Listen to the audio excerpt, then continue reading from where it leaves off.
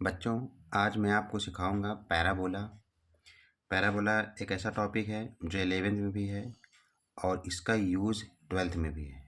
12th में इसमें area निकालने में बहुत ही महत्वपूर्ण योगदान है। तो और होता क्या है इसमें, 10th में 11th में इस तरह इक्वेशन दिए रहते हैं, आपको पैराबोला से संबंधित सारी चीज़ें निकालनी पड़ती हैं। जबकि 12th में इस तरह की इक्वेशन दिया रहता है, आपको फिगर बनाना रहता है और फिगर बना करके समाकलन के विधि से, समाकलन के माध्यम से उसका क्षेत्रफल निकाला जाता है, एरिया निकाला जाता है। तो आइए सिखाते हैं आपको पैराबोला। बच्चों, पैराबोला 4 प्रकार का होता है। ये चारों प्रकार आपको बने हुए हैं। आपको सीखना ये है कि अगर कोई समीकरण दिया हुआ है, कोई इक्वेशन दिया हुआ है पैराबोला का, तो कैसे पहचानेंगे कि हमारा पैराबोला किस टाइप का बनेगा। 4 प्रकार होते हैं, कैसे पहचानेंगे आइए देखते हैं। जैसे देखिए, आप यहाँ पे 4ax लिखा हुआ, Y square is equal to 4ax। सबसे पहले आपको ये बता देते हैं कि पैराबोला का इक्वेशन पहचानने का तरीका बता देते हैं। इसके इक्वेशन में 2 वेरिएबल होते हैं। जैसे यहाँ देखिए, एक y है और एक x है, और एक वेरिएबल स्क्वायर में होगा, एक बिना स्क्वायर का होगा। ये पैराबोला के लक्षण हैं इक्वेशन के। और इसमें किसी में एक्स स्क्वायर रहेगा, किसी में वाई स्क्वायर रहेगा। अब जैसे आप इसमें देखिए, इसमें लिखा हुआ 4ax, 4ax, ये x लिखा और ये पूरा पॉजिटिव है।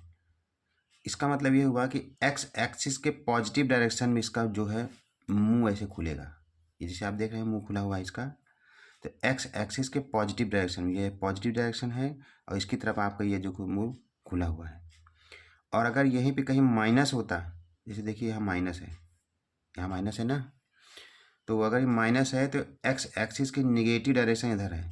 ये x अक्ष है, ये y अक्ष है, ये पॉजिटिव डायरेक्शन है, निगेटिव डायरेक्शन है। y एक्सिस के पॉजिटिव डायरेक्शन, y एक्सिस के निगेटिव डायरेक्शन। यहाँ माइनस x लिखा हुआ है, इसका x एक्सिस के माइनस डायरेक्शन में इसका मुंह खुलेगा। उसी तरीके से आप यहाँ देखिए, X square is equal to 4ay लिखा हुआ है, तो ये पॉजिटिव है, प्लस में है, यानी कि प्लस वाई। प्लस वाई का मतलब है, सॉरी थोड़ा उल्टा हो गया है, ये माइनस हो गया, ये माइनस। इसलिए देखिए ये नीचे शायद इसका मुंह खुला हुआ है, वाई एक्सिस के नीचे डायरेक्शन में, और ये है आपका प्लस, इसलिए ये एक्स वाई एक्सिस के पॉजिटिव डायरेक्शन में इसका मुंह खुला हुआ है। वाई एक्सिस के पॉजिटिव डायरेक्शन में मुंह खुला हुआ है और वाई एक्सिस के निगेटिव डायरेक्शन में मुंह खुला हुआ है। तो इससे पहचानेंगे कि हमारा पैराबोला बनता कैसे है। अच्छा, दूसरी बात क्या हुई कि ये है वर्टेक्स और ये है फोकस। वर्टेक्स से फोकस की जो डिस्टेंस होती है वो स्मॉल ए होती है। ये जो स्मॉल ए लिखा हुआ है, ये भाई यहाँ से यहाँ तक की डिस्टेंस, ये सब वही होगा। यहाँ से यहाँ तक की जो डिस्टेंस है वो स्मॉल ए, यहाँ से यहाँ तक की डिस्टेंस स्मॉल ए, स्मॉल ए।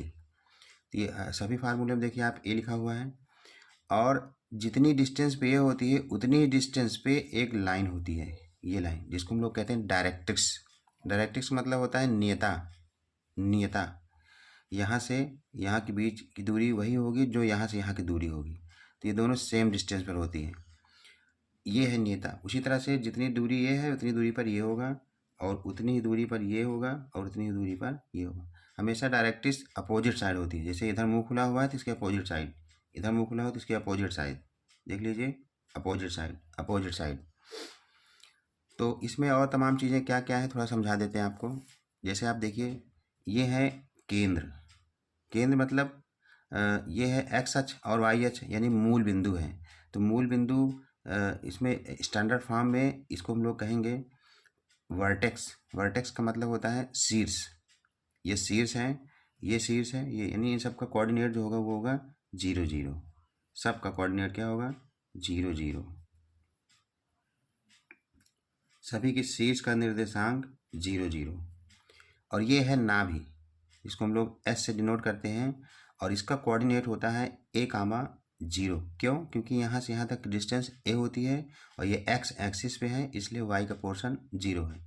यहाँ पर भी आप देख लीजिए, यहाँ पर भी जो है ये ए है तो ये हो जाएगा a कॉमा 0।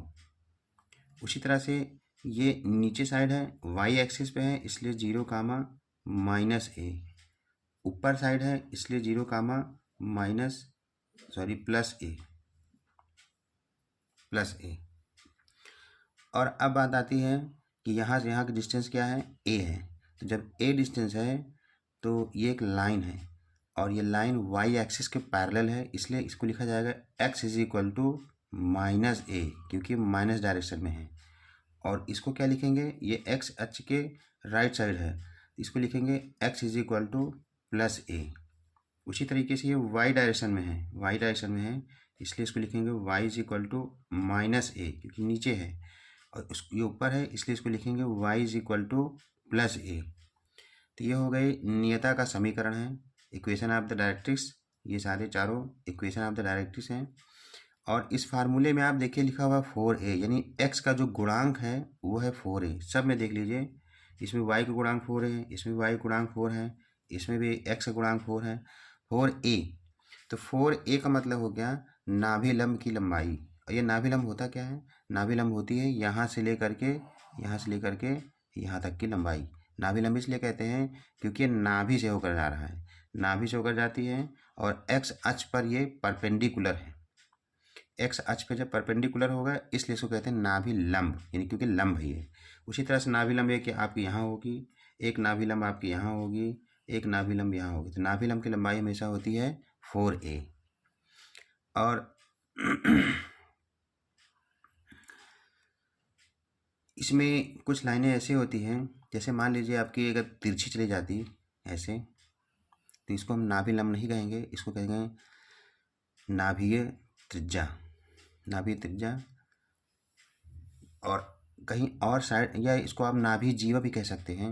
नाभीय जीवा मतलब नाभि से जाए लेकिन परपेंडिकुलर ना हो, तब इसको कहेंगे नाभीय जीवा। और अगर नाभि से ना होकर कहीं और से जाए, साइड से जाए, तो इसको कहेंगे नाभीय जीवा।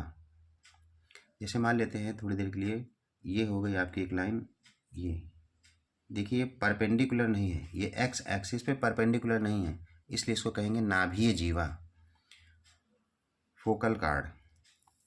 और इसमें भी देख लीजिए, मान लेते थोड़ी देख लिए कि नाभि से नहीं गई, कहीं और से चली गई। देखिए नाभि से नहीं गई है, ये कहीं और से गई है, तो इसको हम लोग सिर्फ जीवा कहेंगे। जीवा मतलब कार्ड, ये सिर्फ जीवा है।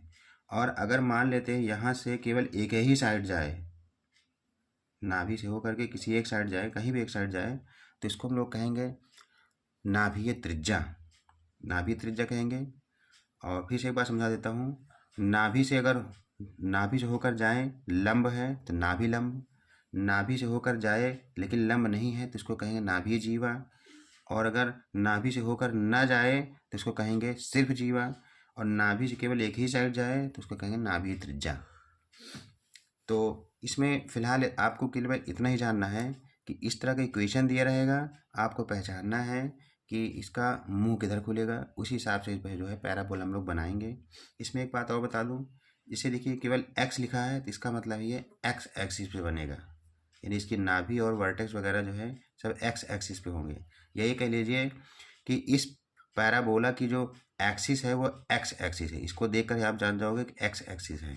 इसमें देख लीजिए y लिखा हुआ है, y की एक घात है, तो इसका एक्सिस जो होगा वो y एक्सिस है। इसमें भी देखिए y है, y एक्सिस, इसमें x है, x एक्सिस।